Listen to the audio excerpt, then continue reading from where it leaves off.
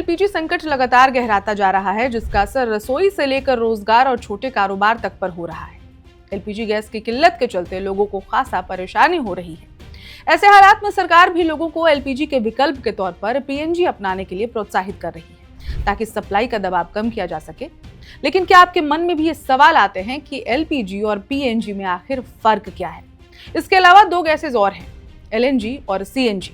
तो इन सभी गैसों में क्या अंतर है और कौन सी गैस कहाँ इस्तेमाल होती है, कौन सी गैस कैसे बनती है और कहाँ से आती है? और सबसे जरूरी जो सवाल है, भारत में किस गैस का कितना प्रोडक्शन होता है? चलिए आज आपको इन चारों गैसेस का A to Z विस्तार से बताते हैं। नमस्कार, मेरा नाम है ऋचा पराशर और आप देख रहे हैं वन इंडिया का ये खास प्रोग्राम आज का एक्सप्लेनर।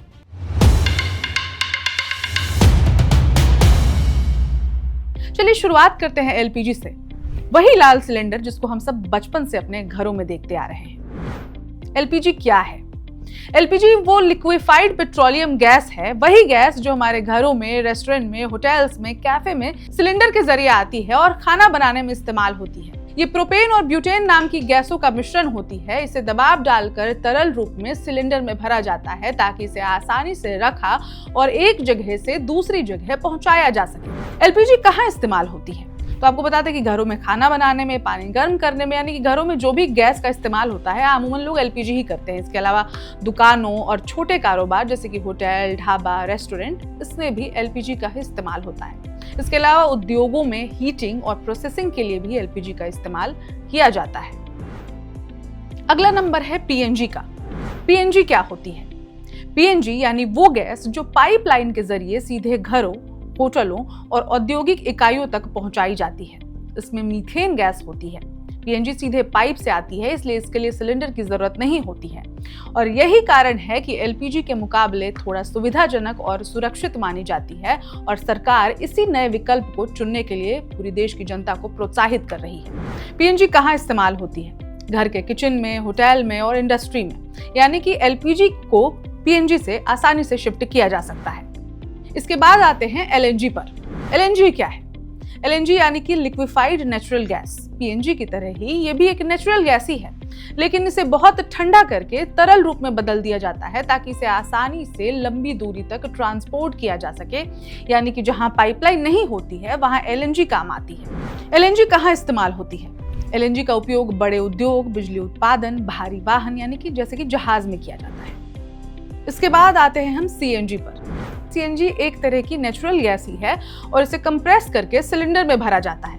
आसान भाषा में कहें तो ये वही गैस है जो पेट्रोल, डीजल की जगह गाड़ियों में ईंधन के तौर पर इस्तेमाल होती है। इसमें भी ज्यादातर मीथेन गैस ही होती है। खास बात यह है कि पेट्रोल, डीजल से सस्ती और कम प्रदूषण फैलाने वाली गैस है। फिलहाल तो आजकल सरकार अब सीएनजी से इलेक्ट्रिक गाड़ियों पर सबको शिफ्ट करने के लिए प्रोत्साहित कर रही है। इसके साथ ही आपको बता दें, वैसे तो बता दिया है, फिर भी एक बार रिपीट कर दें कि सीएनजी इस्तेमाल कहाँ होती है। तो सीएनजी कार में, ऑटो में, बस में, टैक्सी और पब्लिक ट्रांसपोर्ट जितने भी हैं, मैक्सिमम इसमें सीएनजी का ही इस्तेमाल होता है। फिलहाल जो मेट्रो सिटीज हैं वो अब सीएनजी से इलेक्ट्रिक पर शिफ्ट हो रही है। अब एक बार आपको फिर से ब्रीफ कर देते हैं कि कौन सी गैस भारत में कहाँ से आती है, कैसे आती है और बाकी छोटे मोटे जो भी डिटेल्स हैं। शुरुआत करते हैं एलपीजी से। एलपीजी का 40% घरेलू प्रोडक्शन होता है और 60% एलपीजी एक्सपोर्ट करके यानी आयात करके बाहर से आता है। जो इसके मुख्य आयात सोर्सेज हैं वो हैं gulf countries, USA, Norway, Canada और रशिया।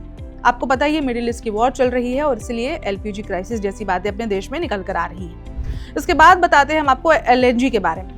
तो एलएनजी जो है वो 0% घरेलू उत्पादन में है। 100% जो है ये आयात होकर आता है, यानी कि इसका 100% एलएनजी जो है ये बाहर के देशों से ही भारत में आता है। सबसे ज्यादा कतर से आता है, इसके बाद यूएस और ऑस्ट्रेलिया से। इसके बाद बात करते हैं पीएनजी की। 50% पीएनजी जो है उसका घरेलू उत्पादन होता है और 50% एलएनजी के रूप में बाहर से आता है। यानी कि यही वजह है कि पीएनजी पर सरकार सबको शिफ्ट करने के लिए प्रोत्साहित कर रही है। इसमें डोमेस्टिक मैंने आपको बता दिया कि 50% है और अब इसका प्रोडक्शन और ज्यादा बढ़ गया है। तो 50 से अगर 60 और 70% भी कहें तो ये कोई झूठ नहीं है। यानी कि पीएनजी का प्रोडक्शन जो है भारत में बढ़ाया जाने लगा है और ज्यादा स्तर पर, ताकि इसकी कमी भारत में ना हो। बाकी ये कतर और यूएस आदि देशों से आता है।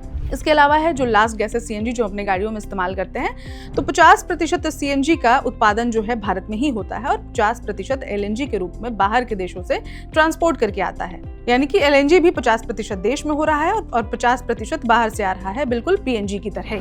मुझे लगता है अब आप समझ गए होंगे, LPG, PNG, LNG और CNG ये चारों गैस एक दूसरे से जुड़ी हुई हैं, बस इनका इस्तेमाल अलग अलग जरूरतों के हिसाब से किया जाता है। और अब जब मिडिल ईस्ट संकट हो गई है, इस बीच देश में LPG की शॉर्टेज की खासा बातचीत हो रही है, क्योंकि अपने देश की मोस्टली जो पॉपुलेशन है, सबसे ज्यादा जो जनता है, वो LPG ही इस्तेमाल करती है। और यही वजह है कि LPG से सरकार PNG पर शिफ्ट करने के लिए कह रही है, क्योंकि PNG का आधा से ज्यादा प्रोडक्शन अपने देश में ही होता है।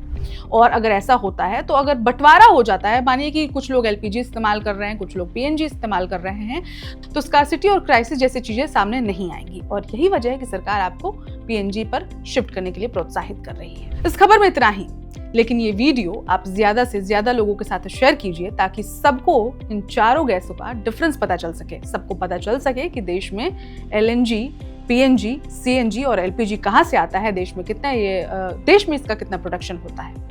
और बाकी खबरों के लिए देखते रहिए वन इंडिया हिंदी। हम फिर आपके पास आएंगे आज के एक्सप्लेनर के एक ऐसे ही एपिसोड के साथ। Subscribe to One India and never miss an update. Download the One India app now.